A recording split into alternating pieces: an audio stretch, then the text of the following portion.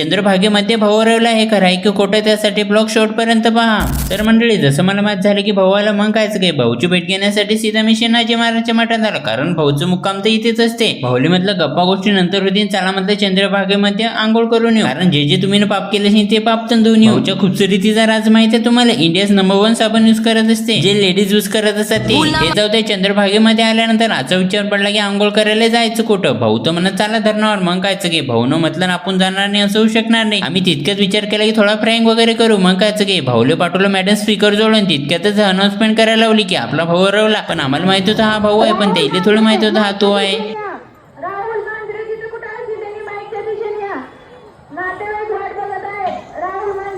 हे जाऊ दे हे गेल्यानंतर जिथं जिथं जातात आपलं भविष्य विचारत जात मी आतलं मिस्टर सांगतो तुमचं भविष्य मी सांगितलं तर भविष्य पटलं नाही मग डायरेक्ट तर मावशी जोडत गेले बा भविष्य विचारण्यासाठी भाऊ तर डायरेक्ट पायच लागल